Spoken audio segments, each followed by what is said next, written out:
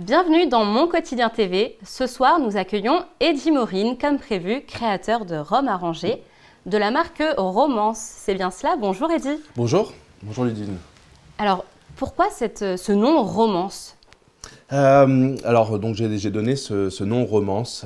Bon, c'est vrai que je suis amateur de jeux de mots. Bon, là je cherchais vraiment un nom évocateur et c'était pour traduire en fait l'histoire d'amour voilà, qui débutait. Voilà, une histoire d'amour avec le rhum et donc je l'ai appelé Romance. Mais comment a débuté justement cette histoire d'amour avec le rhum? Alors c'était il y a 8 ans. 8 ans, donc j'ai eu l'idée du rhum arrangé lors d'un voyage à Nantes. Et je me suis dit qu'il y avait une multitude de choses à faire avec le rhum arrangé. Et donc il y a 6 ans, j'ai lancé l'activité. Voilà, donc ça fait 6 ans qu'on a lancé l'activité Romance. D'accord. Et alors à Nantes, qu'est-ce qui s'est passé? Une dégustation, une rencontre? Voilà, c'était dans un magasin, j'ai vu une marque de rhum arrangé. Et donc là, j'étais avec ma compagne et je me suis dit, en fait, il y a plein de choses à faire. Bon, moi, c'est vrai que j'ai toujours été un peu dans le monde du parfum. Et là, tout de suite, j'ai eu plein d'idées. Donc ça a commencé par le nom. Et puis après, c'était des noms des idées d'association. Voilà, donc après, j'ai commencé à faire mes premiers tests. Et voilà, donc c'est là où on est aujourd'hui. Et comment se sont passés ces premiers tests? C'était de votre côté, dans la cuisine ou Exactement. C'est cela, oui? Voilà, exactement. Au début, c'est dans la cuisine. Alors, ça commence par déjà tester les différents rhums pour savoir lequel on va utiliser, lequel sera utilisé pour la marque. Et puis après, voilà, on fait des tests avec différents fruits, différentes épices. Et donc c'est vrai que c'était assez concluant. Et donc voilà, c'est pour ça qu'après un an de travail de test et à travailler vraiment sur le projet, j'ai pu lancer l'activité. D'accord, très bien. Et alors, quel était le premier goût que tu as eu envie de développer? Alors la toute première idée, bon, c'est vrai qu'il y a un peu un rapport avec le nom Romance, donc c'est le romantique. Le romantique, donc framboise pétale de rose. Voilà, donc ça c'était vraiment la toute première idée. Donc c'est vrai que ça a commencé vraiment par une macération assez originale. Et après, il y a eu la deuxième, Mangue Passion. Donc là on est un peu plus sur un classique. Mais vraiment la toute première idée c'était framboise pétale de rose. Et c'est vrai que depuis c'est un peu notre produit phare. En plus, donc comme quoi les premières idées sont parfois les meilleures. Oui, tout à fait. Très bien. Et alors, est-ce que au rhum antique, est-ce qu'il y a des jeux de mots? Vous disiez tout à l'heure que vous aimiez les jeux de mots. Exactement. Est-ce que voilà, vous pourriez c'est vrai que citer? Oui, j'aime beaucoup les jeux de mots. J'en sors souvent à mon entourage. Et donc là, ça permet d'être un exutoire, de pouvoir vraiment donner des jeux de mots aux différentes créations et une identité aussi. Une identité, en fait, voilà, c'est important de donner vraiment voilà, une identité en fait, à toutes ces macérations. Et donc là, effectivement, romantique, c'est R-H-U-M, comme le rhum. Et donc, c'est un rapport voilà, avec le côté amoureux des bonnes choses. D'accord, très bien. Et alors, vous nous avez apporté là justement un petit extrait, une belle bouteille, un grand extrait. Oui. Est-ce que vous pourriez nous le présenter? Voilà, donc effectivement, cette création, donc c'est notre toute dernière création, le Veni Vidi Litchi. Peut-être que vous aurez la référence. Avec grand plaisir, oui. Mais voilà, donc là, en fait, je cherchais à travailler avec du litchi. C'est vrai que je suis un grand fan de litchi. J'adore ce fruit-là. Et donc, voilà, je souhaitais vraiment sortir une macération avec ce fruit. Et après, donc c'est toujours un travail en fait, de recherche, d'association. Et donc, voilà, je mets toutes mes idées dans un cahier, un grimoire. Voilà, et une fois que je suis assez avancé dans l'idée, je vais commencer les tests. Alors, des tests avec différentes variétés de litchi ou des différents fruits, différentes variétés d'épices également. Et voilà, une fois que je suis assez avancé, du coup on lance les tests. Et après, donc, au bout d'un certain temps de macération, on va commencer à déguster et voir si on doit rééquilibrer, adapter. Et voilà. Et alors par rapport à ces dégustations, je suppose que vous sélectionnez très précisément le rhum que vous voulez utiliser. Vous êtes allé déguster des rhums pour savoir lequel vous vouliez utiliser, ou est-ce que vous avez, je suppose que vous n'avez pas pris le premier venu? Ça ne vous ressemble pas? Non, non, effectivement. Voilà, c'est vrai qu'on attache vraiment une grande importance à la qualité des matières premières. Donc ça passe forcément par le rhum. Là, aujourd'hui, on utilise un rhum agricole. Agricole, donc qui veut dire qu'on utilise le pur jus de la canne à sucre. Donc déjà, ça va donner un rhum très aromatique. Et donc AOC, appellation d'origine contrôlée, de Martinique. Donc c'est vrai qu'il y a un certain nombre de distilleries en Martinique. Et donc c'est vrai que j'ai testé voilà, les différents rhums blancs proposés. Et je suis arrivé en fait à celui-ci. Parce que voilà, déjà il y a des arômes différents. Et en plus ils ont une façon de travailler vraiment qui m'a plu.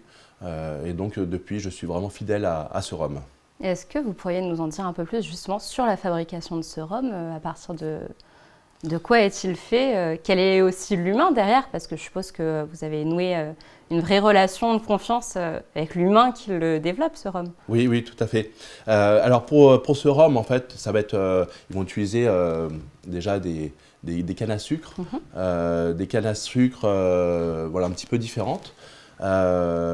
Également, donc, quand le rhum est en fabrication, il sort on l'appelle brut de fût, donc il va être à peu près à 70-75%. Et donc après, on va le réduire. Et donc eux, leur particularité, c'est qu'ils vont utiliser l'eau de la rivière Roche, qui coule vraiment au plus près de leur distillerie. Et donc ça va donner aussi des arômes différents. Et donc c'est vrai que c'est un rhum exceptionnel avec des notes de canne fraîche. C'est aussi donc, dans un terroir tout au nord de la Martinique, au pied de la montagne Pelée. Donc là on est sur un terroir un peu volcanique, ce qui va apporter un rhum plutôt sec. Mais avec, voilà, c'est ça, plutôt des notes végétales, des notes herbacées et de canne fraîche.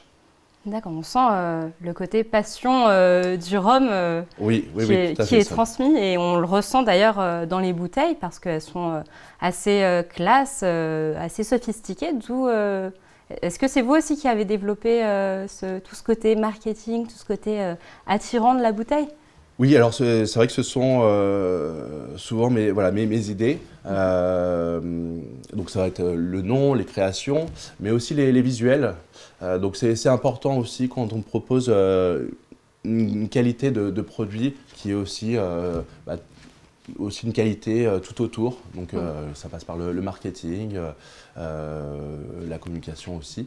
Mais vraiment sur toutes les matières premières, les fruits, donc on essaie de tendre vers un maximum de fruits et d'épices bio. Aujourd'hui, on en a à peu près 60% de fruits et d'épices bio. On essaie aussi de développer des macérations avec des produits locaux. Et voilà, donc là par exemple, on a une création fraise rhubarbe avec des fruits de Seine-et-Marne. Voilà, donc on est implanté en Seine-et-Marne, et donc on souhaitait vraiment mettre en avant cette terre agricole, voilà, parce que c'est vrai que c'est un grand département avec aussi des grandes terres agricoles, et c'était important pour nous de pouvoir mettre en avant ces différents fruits. Et alors, toutes ces manières de penser, ces idéologies que vous avez pour mettre en avant votre rhum, je crois que ça vous a valu récemment des récompenses. Oui. On peut vous en féliciter. Merci. Félicitations. Est-ce que vous voulez nous présenter? J'ai vu. Oui, bien sûr. Alors c'est vrai que ça fait toujours plaisir d'avoir des médailles, que ce soit reconnues par un jury de professionnels. Donc là, par exemple, on vient tout juste d'avoir une médaille d'or au concours international de Francfort. D'ailleurs, pour cette création, le Veni Vidi Litchi, litchi fleur d'hibiscus bio. Et on est également régulièrement primé au concours international de Lyon. Voilà, on a eu aussi des médailles au concours général agricole du Salon de l'Agriculture. Donc c'est vrai que ça fait vraiment très plaisir d'avoir des médailles et surtout en fait, d'être reconnu par des professionnels et des personnes de la profession. Totalement, et ça donne vraiment envie du coup de goûter ce rhum de plus en plus. Où est-ce qu'on peut trouver vos produits? Alors aujourd'hui, on distribue principalement avec les cavistes, épicerie fine également. Donc ça va être pour la partie professionnelle. Et après, on va aussi faire de la vente directe. Donc dans notre atelier, au Carré d'Art, à Céris. On fait de la vente aussi sur Internet. Et après, on va faire des événements également, des foires, des marchés, encore plus pour la période de Noël. Mais voilà, des marchés, des foires, des salons. Donc voilà, c'est comme ça qu'on distribue nos produits. Et est-ce que vous aimez justement peut-être ce côté, être au plus proche du consommateur ou vous leur permettez peut-être de goûter un petit peu avant d'acheter? Oui, tout à fait. C'est vrai que c'est très important pour nous d'avoir un contact direct avec le consommateur. C'est aussi pour ça qu'on aime en fait qu'on souhaite faire de la distribution directement au consommateur pour vraiment avoir les retours. Voilà, c'est important aussi d'avoir les retours directs des consommateurs. Donc après, c'est vrai qu'on fait souvent les dégustations sur les différents lieux où on se trouve. Et donc par exemple, dans notre atelier qui est ouvert du mardi au samedi, on propose des dégustations pour les personnes qui viennent nous voir. Au Carré d'Art à Céris, je rappelle pour ceux qui seraient intéressés. Et est-ce que vous avez un petit préféré dans toutes vos créations? Alors c'est vrai que je dirais que les créations, c'est un peu comme mes bébés. Et donc en fait, ils ont chacun leur particularité, leur différence. Donc c'est vrai que je les aime tous. Après, c'est vrai que, par exemple, pour le framboise pétale de rose, le romantique, donc c'est vrai que c'était la toute première idée. Donc c'est vrai que ça crée un lien aussi avec cette création. Après, il va y avoir le thé vert papaye, le papayoté. Donc cette macération, où on a une complexité aussi dans les arômes, qui est très originale. Et c'est vrai que je suis assez fier de cette création. Alors du coup, il y a tout le côté, on a évoqué la macération artisanale, on a évoqué tout le marketing. Je vois qu'il y a un très beau logo. Est-ce qu'il a une histoire, ce logo? Oui. Alors, c'est vrai que dans mes débuts, avant de lancer l'activité romance, je travaillais dans un cabinet de conseil en franchise. Et c'est ici que j'ai découvert que l'importance en fait, d'avoir une identité forte, une identité de marque forte. Donc ça passe aussi par le logo. Et donc là, ce logo, avec le double R, couleur marron et jaune. Donc le marron pour la terre, le jaune pour le soleil. Voilà, parce que ce sont deux éléments indispensables pour la pousse de la canne à sucre, voilà, pour aussi des fruits et des épices qu'on utilise. Donc les deux R représentent un peu cette dualité entre, ou cette complémentarité entre le rhum et les fruits et les épices. D'accord, très bien. C'est très intéressant. Et alors, pour la suite, quels sont les projets? Alors c'est vrai que là c'est un moment un peu de transition où on cherche à s'agrandir, voilà, avoir un lieu un peu plus grand. Donc par la suite, ça va vraiment être sortir des frontières d'Île-de-France. C'est vrai que comme on est implanté en Île-de-France aujourd'hui, on est plutôt implanté en Île-de-France. Et donc aujourd'hui, c'est vraiment sortir de ces frontières-là et s'implanter au niveau national. Voilà, donc c'est vraiment cet objectif pour cette année, s'implanter au niveau national et sortir des nouvelles créations. Alors c'est vrai qu'aujourd'hui, on sort à peu près 1 ou 2 macérations par an. Donc c'est vrai que c'est pas beaucoup. Pas forcément, mais parce que voilà, pour nous, c'est vrai que c'est important de vraiment bien travailler chaque macération et qu'elle soit aussi chacune différente pour vraiment la personnifier, lui donner vraiment une identité différente. Et également commencer à faire des affinages en fût pour donner aussi une complexité à nos rhums orangés, une complexité plus importante.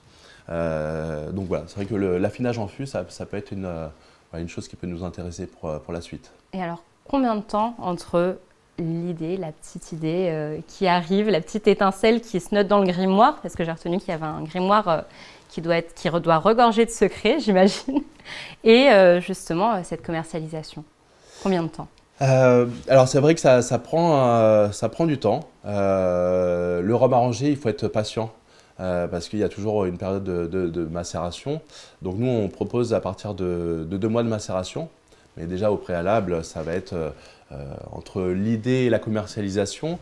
Par exemple, pour le fraise rhubarbe, donc avec des fruits de Seine-et-Marne, il s'est passé 2 ans. La première année, c'était l'idée. La deuxième année, c'était les premiers tests.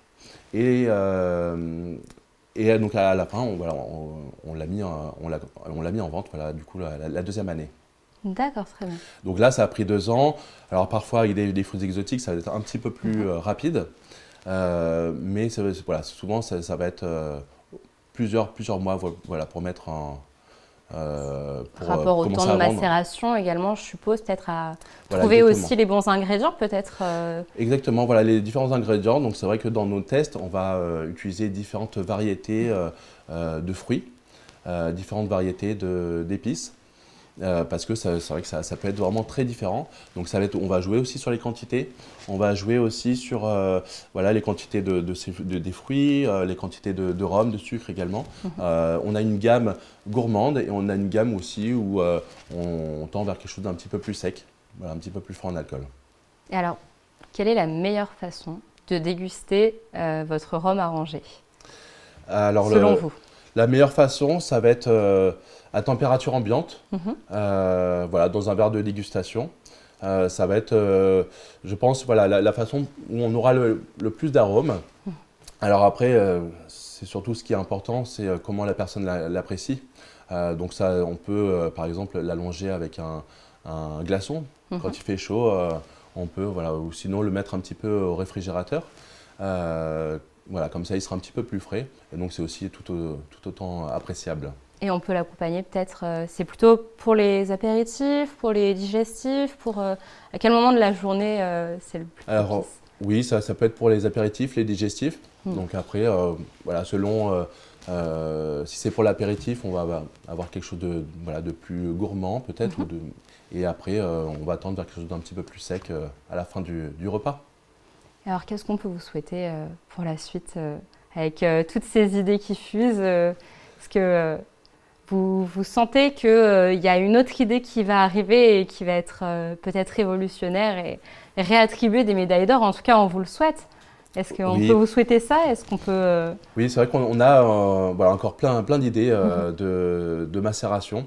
Donc, il y en a d'autres à venir. Et donc, c'est vraiment sortir vraiment des frontières d'Île-de-France et pouvoir être présent au niveau national pour qu'un plus grand nombre puisse découvrir nos belles créations. Très bien. Eh bien, on a hâte de déguster à notre tour votre rhum.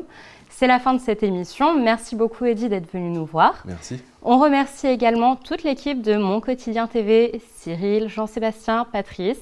Et on se retrouve la semaine prochaine pour la 100e émission. À bientôt, bon week-end.